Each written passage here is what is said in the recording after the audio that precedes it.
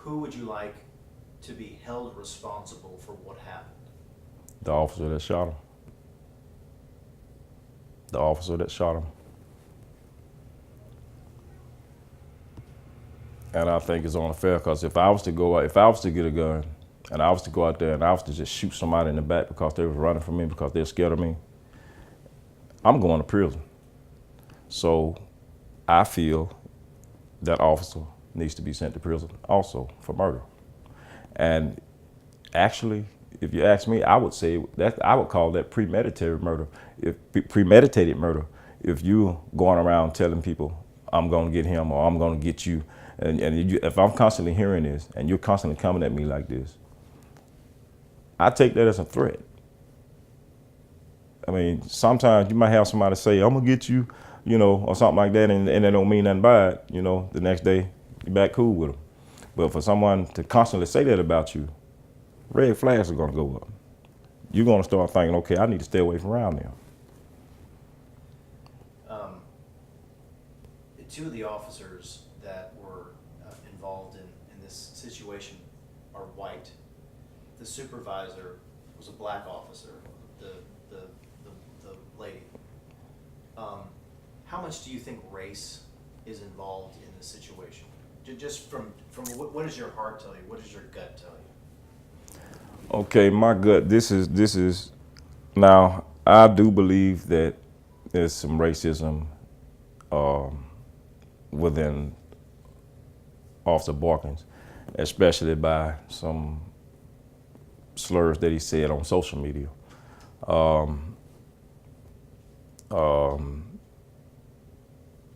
That in itself, and then you combine that with you chasing an individual you can't catch, and you're known for catching people, then you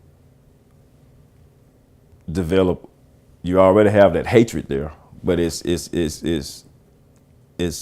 expanded because you keep. I would say we call it being shamefaced when something embarrasses you, and I think it was embarrassing for him. That it was embarrassing to him to always get outran by Rick, and he developed that hatred which was already there. And then he just constantly started focusing on him. Cause I mean, he just kept bothering him, just kept bothering him, and then in the weeks before it happened, you saying all this, and then he comes up dead, and it's by your gun. I mean, your weapon.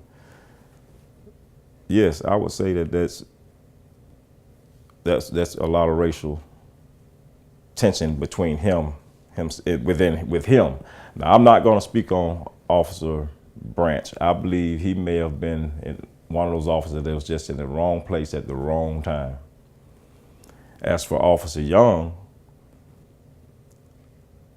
yes, she's black, but I don't know, sometimes you know how you get those cops that they may be black, but they try to show out for the white cops. They try to, okay, yeah, I'm this, I'm that. I would say she's one of those. But she was the supervisor. She was the supervisor, which, by the way, didn't have her body cam on. And she never has her body cam on. She was the type, she didn't really sit well with me. I thought at one point that she was a pretty cool cop, but then I had a little mishap with her, and it kind of, just messed me up. Okay. Especially the night in question with Rick. Why would you run? She actually ran to someone else's door and was knocking on that door. And when the guy came to the door and asked what she was knocking, she said because she was scared. This was after the shooting. I never could catch a grip on that. Why would she do that? Scared for about what? That's the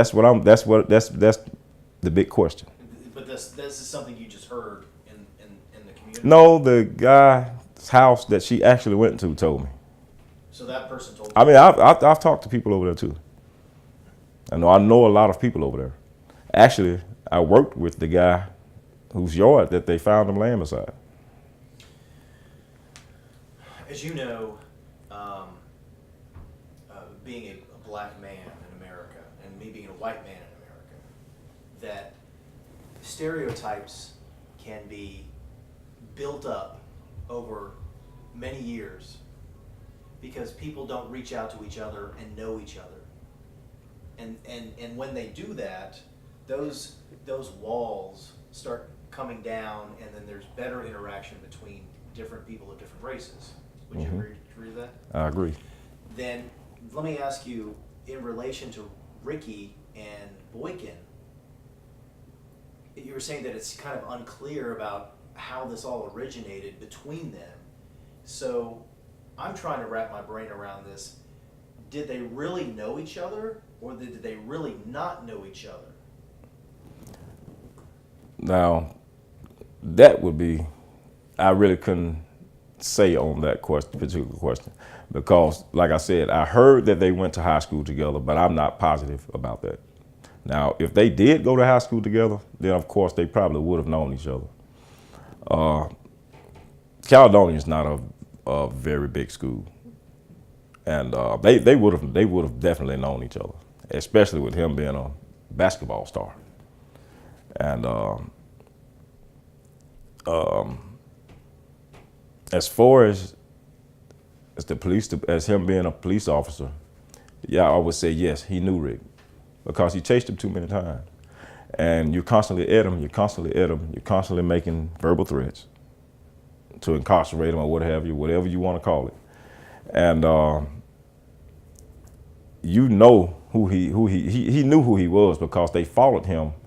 They watched him all that day before this even happened. Well, then it sounds like to me, just as an observer of the situation and from what I've read, it would sound like that this was the only modern or mature relationship that they did have with each other, is that he was running and Ricky was running on a regular basis, and Boykin was pursuing on a regular basis. Right. And that's really the only way they really interacted or knew each other, right? Correct. Yeah. Okay. Tell me why you think this is murder.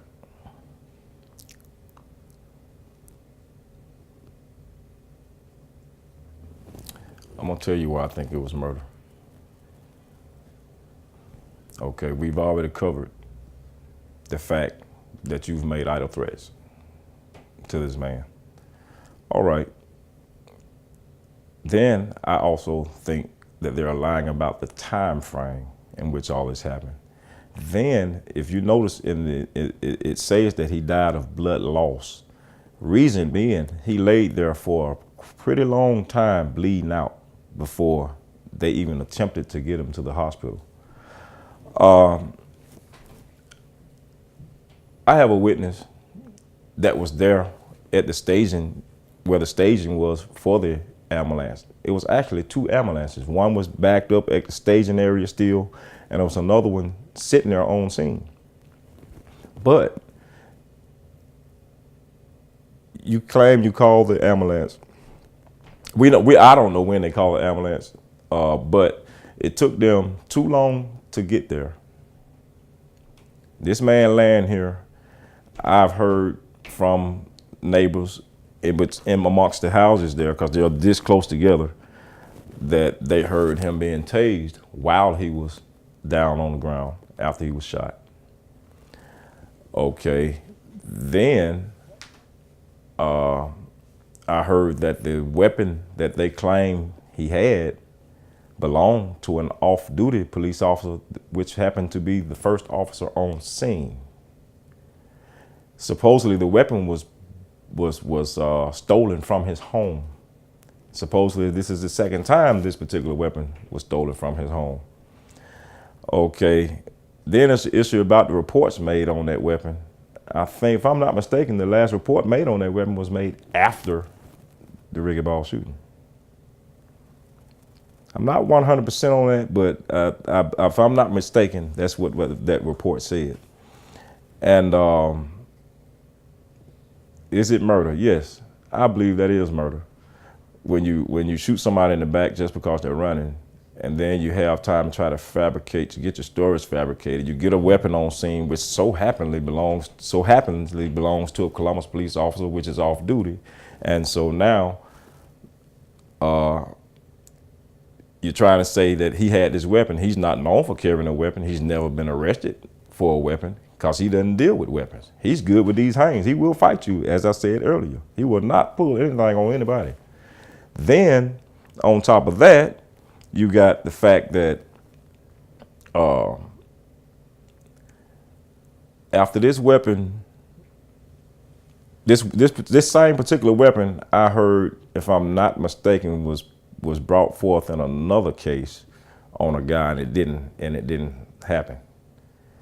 And I don't know how would they tie Rick to the weapon? I don't know. Let me see.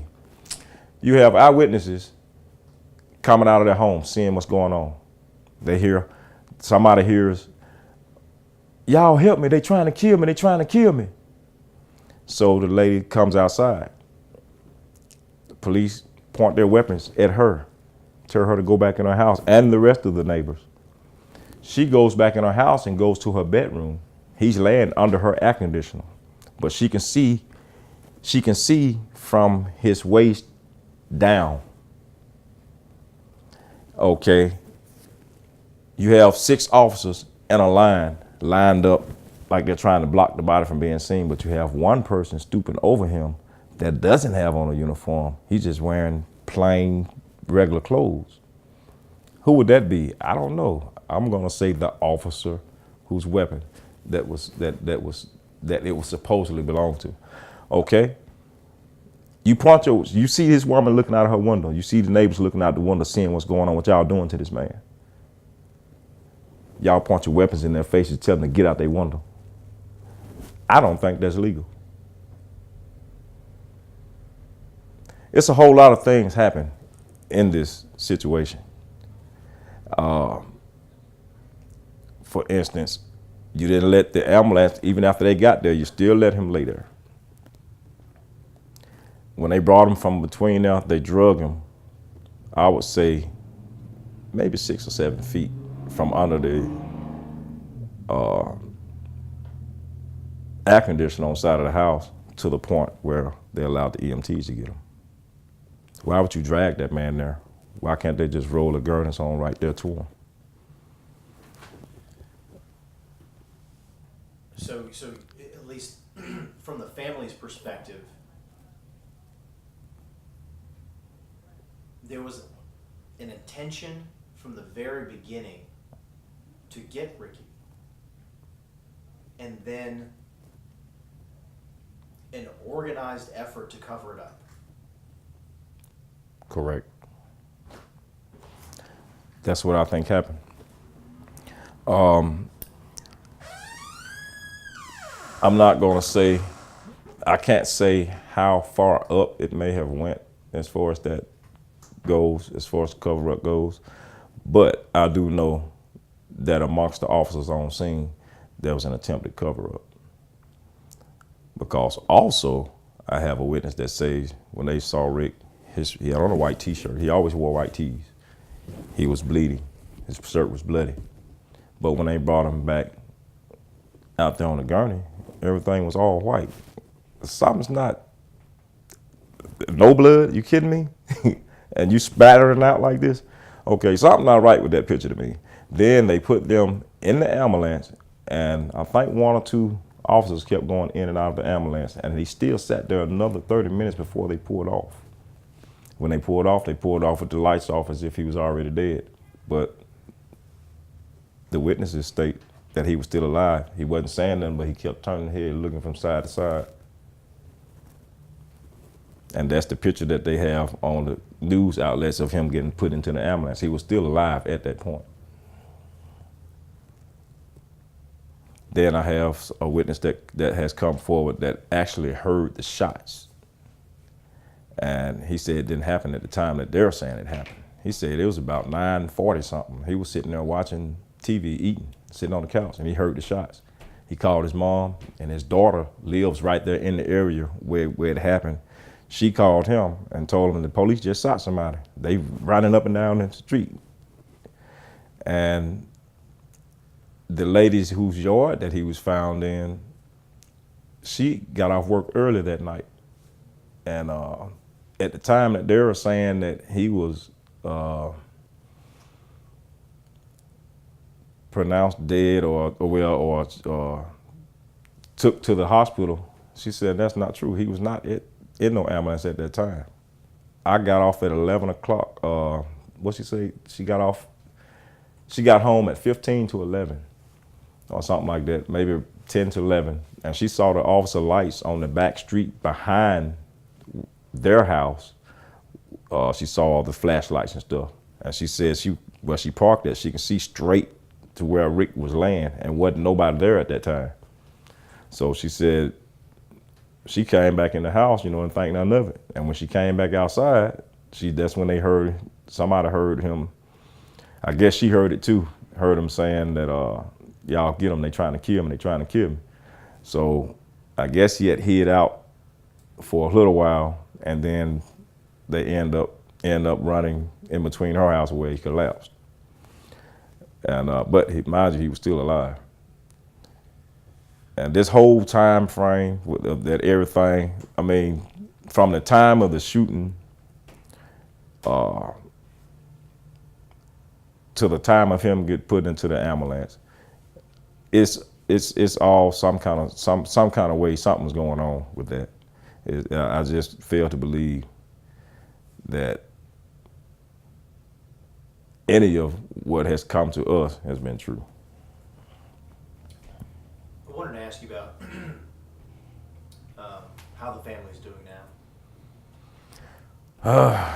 Everybody's still hurt by it. I mean, you can't help but to think about them because you no longer see that big smile or hear that little giggle,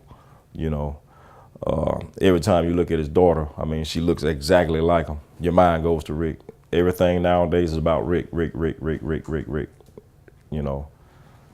mean, we've started making more shirts about Rick, and anything we can think of to honor him, that's what we do. I mean, we talk about him on Facebook together, A lot of people still deeply hurt and saddened behind what has happened.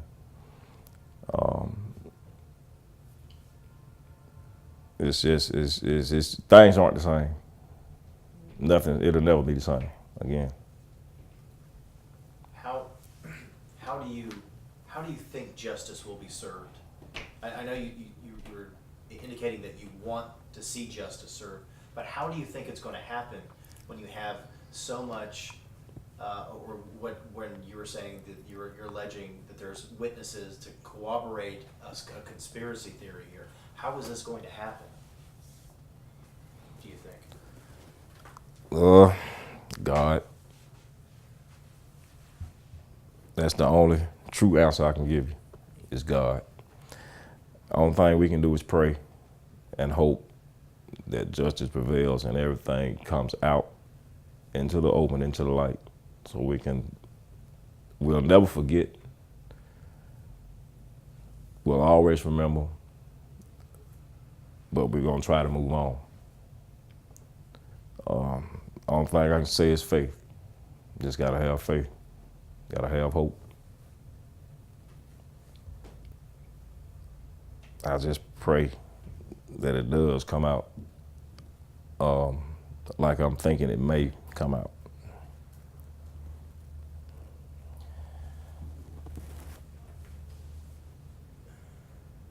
Yeah.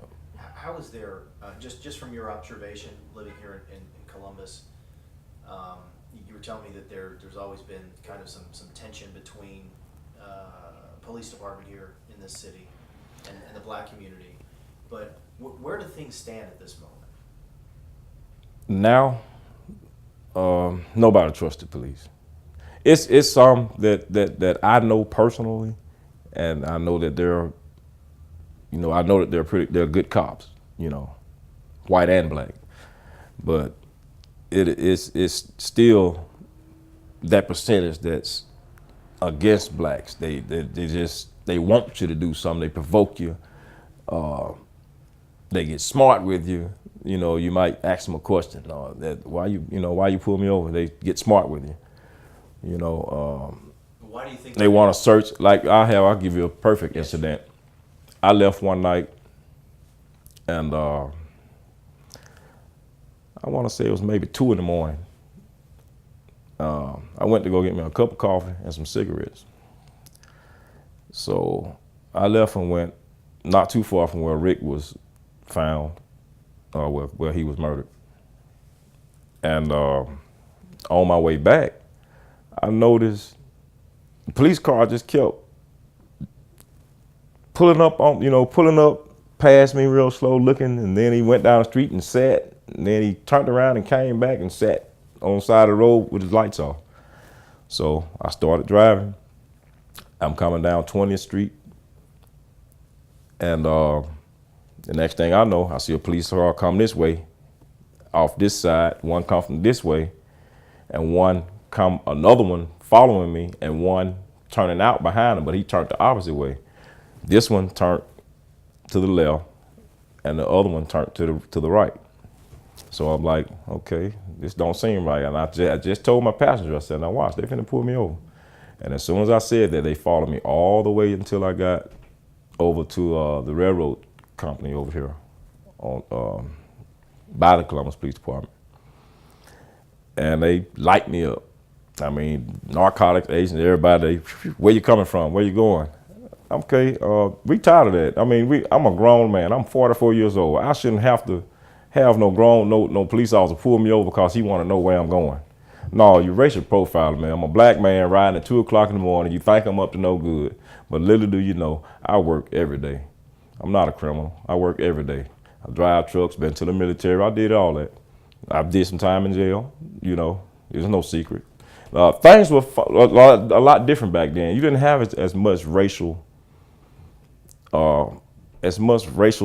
tension as you do now, as you did 10, 15, 20 years ago. It wasn't like that 15, 20 years ago. Now, you just look at a police officer wrong. If you turn around and look, you're getting pulled over. I want to know what you're looking at me like that for.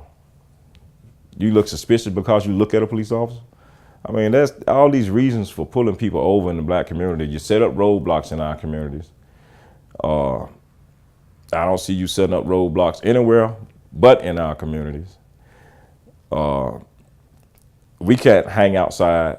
I know I had a problem with that ever since I've seen this. Now, I'm not prejudiced or anything, but you have black kids that want to pull up, say they pull at the mall, sit in the parking lot.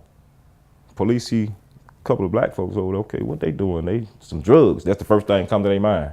Pew, pew, here they come. But you see white kids do it, and they ride right past, like nothing's going on. And they're sitting there drinking beer. You know, and I've had a problem with that. I mean, it's if you're gonna do your job, do your job. Don't just get this bunch because they're this certain color, but I'm gonna let this bunch make it. You know, that's racial profiling right there. I mean, if you're gonna do your job, do your job. But like I said, Columbus is the Columbus Police Department as a whole. I mean, they have pretty good cops on the police department, but you have a lot of those that came in under the last chief, and those guys start coming from other places like Tupelo, and they've already got write-ups and stuff over there for different things, you know. And I don't understand. It's a lot of holes in this. I'm still at a loss, to be honest. I can only go by what an eyewitness, somebody that heard or saw anything say. You were describing two different areas of frustration, and one would be race or racial tension. But then again, wouldn't there also be tension between the police department itself, or officers, and the black community? Where do those kind of weave themselves together? You see how you can separate both of them, but then also have them both together and speak as if they were the same thing. You know what I mean? Right.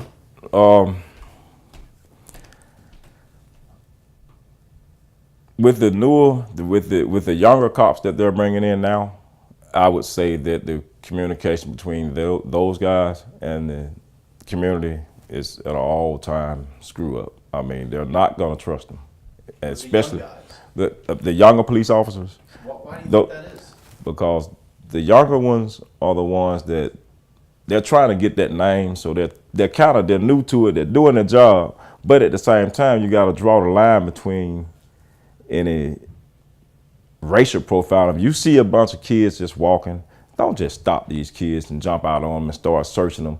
The young black men, you know, I mean, because everybody's not up to no good. That in itself, that's where it starts at. And so you have the community not trusting you, and as far as that goes, and when that goes on, it's going to make the community hate the whole police department as a whole. Is that whether the officer himself is either white or black, or does it mainly fall on the white officer?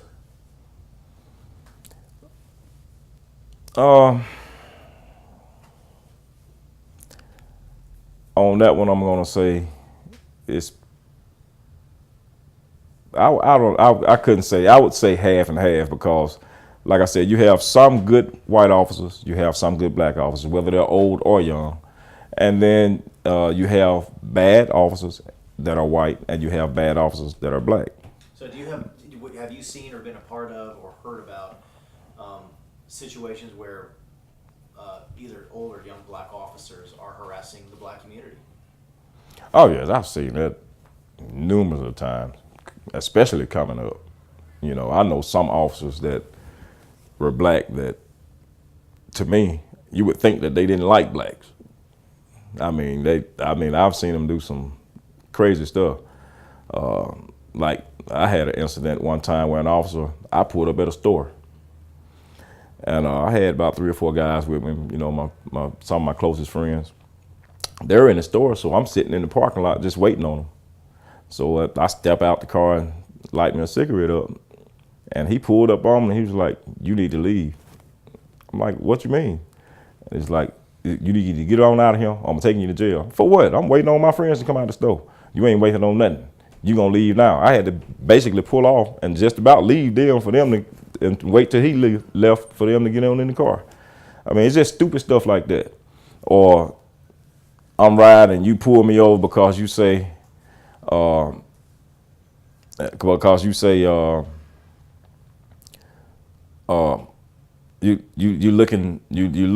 like you what that guy told me, you look like you up to no good or something he said. I can't quite remember. It's been a minute since that happened, but it's just little stupid stuff like that. And that's what, you know, and usually when that happens, that's usually a white officer that does that. I mean, I've had some situations to occur since Rick's murder. You know, I started seeing the little pointing and stuff, and I had one he come up to the stop sign outside here. I was standing there talking to my cousin. Just so happened my mom and my sisters were here, and my nieces, and I had my door open. And so the police officer sat there for a minute, and he just punched it and just parked in front of my building, brightened his lights up. He brightened the light on me, so I just stopped doing what I'm doing. I look at him, you know, like, you look at me, I'm gonna look at you.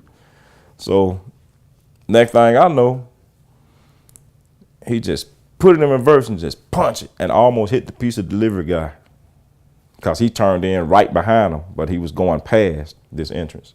And he just punched it and almost hit him. He stopped, let him go past. He pulled on up to the stop sign and punched it and went on out. I was being followed at one point every morning going to my truck to go to work. I would wake up and they would be sitting out there 4 or 5 o'clock in the morning, sitting up there, just sitting at the stop sign. Was all of this happening after what happened to Rick? This now, what I'm talking about now, So this happened after. So they know who you are. Oh yes, They know the oh yes, oh yes, family relationship. oh yes. My family is well known. So you're saying that you feel like that you have been, or they've attempted to intimidate you even after what happened? It wasn't intimidation, I would say. I would say maybe they were trying to get me to be scared or something, but it doesn't work. I ain't scared of no police. I mean, it doesn't matter to me.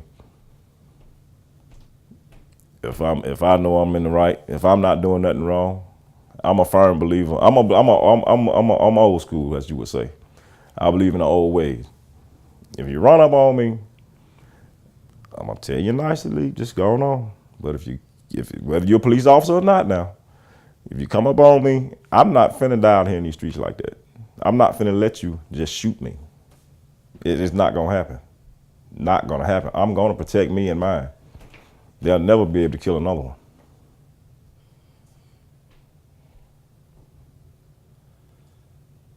So why do you think they were doing that to you after what happened to Ricky? After what happened with Ricky, I put together a march. Justice for Ricky Ball march. So you're stirring the pot in their eyes.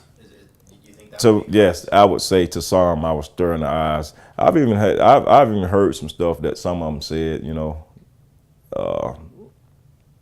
I know who said it, but I'm just not going to even put that out there like that because I got enough going on. They're not going to do nothing. You're just blowing off steam. That's the way I see it.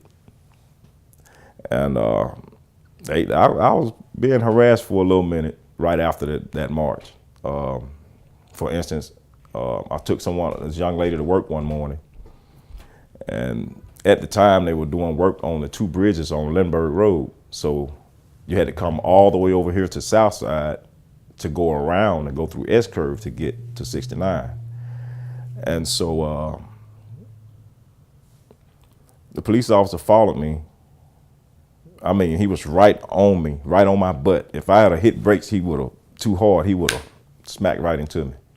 And he followed me all the way till I got out to 69 to the church. I turned around. After I dropped them off at the church, I turned around. He kept going.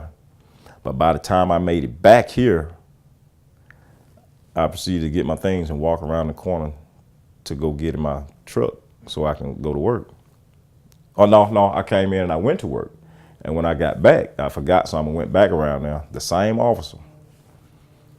He passed through and he just kept eyeballing me. He never said anything. He just eyeballed me for a number of weeks. He would just pass by and eyeball me, catch me every morning. Seemed like he knew when I leave for work. And he'll go up and he'll turn around and he'll come back down and just eyeball me. I just eyeball him back. We never said anything to each other. And then he would go around this corner, which would bring, like the particular incident here. One of the bells burned. I was standing out there talking to her and her husband. She actually lives across the street from me here. And as soon as I saw the car, I knew who it was. I knew it was that same officer. And so I told her, I said, now y'all watch this. I'm gonna show y'all what I'm talking about. And as soon as I said that, he passed by. I was ready. I wanted to go on, walk on across the street and come on in the house before he got down there. But they like, no, they go on, stand there. We gonna see what, you ain't got this my yard. Okay, fine. He come up, he hit the block, he turned this way. I said, now y'all watch. A few minutes later, he turned back and come back to the stop sign. So he eased on up and go all the way around and come back behind the store, which is adjourned. They have an adjourned asphalt parking between the store and their home. And he pulled right in between there and just sat there. And when I pointed at him and said, now y'all see what I'm talking about? He pulled off. And she told me to get his badge number, but I never got a chance to get it, or get his car number. I really just didn't want him to get too close up on him because I just didn't trust it. Sure. What would you like to tell people that don't know anything about this case, that they really should know? What would you like to tell them? Well, first I would like to tell them that I would like to urge anybody that was out there that night, heard anything, saw anything, I would urge you to contact me. You can reach me on Facebook. I am on Facebook. you can inbox me and we can exchange numbers. And if you heard or saw anything, let me know. Just let me know, because we need to get this out here, and we need to get together and come on and go ahead and expose all this stuff that's going on. If the people would come together nowadays, instead of everybody blowing everything off, that little stuff off, or they're scared to say anything, stop being scared. Step on up. That's all they got to do is step on up, come together, and we can police the police. They need to. I'm right now, as a matter of fact, I'm shooting to try. I want to get something going to where we can have someone to oversee the police department, especially the ones that are out in the communities. These areas, the communities, since there's so many problems like this going, if there's so much problem with the community, why not just get some kind of organization to oversee the police department and their actions within the neighborhoods? Shoot, y'all they put cameras up to catch drug dealers. Why not put them up around the neighborhood so you can see? I mean, you can just put it. Columbus is not that big. These high crime areas that they claim to have, and they will start seeing a lot of this stuff being done if they just start putting up cameras and recording these things. Make these officers wear these. Either you wear your body cam, you have that body cam on. Anytime you talk to anybody, you turn that body cam on. If you have to interact with anybody, any citizen, turn that body cam on, and that will everything be recorded. And then the rest of the bad ones will get weeded out that way, because they're gonna slip. They're gonna slip. That's all. I urge everybody to just keep on fighting for Rick, because we're not gonna stop. I mean, just keep on fighting, and pray for us. Pray that everything goes right. That's all I can say. Just pray that we get that justice. Ernesto, thank you very much for your time. We do appreciate it. Appreciate it.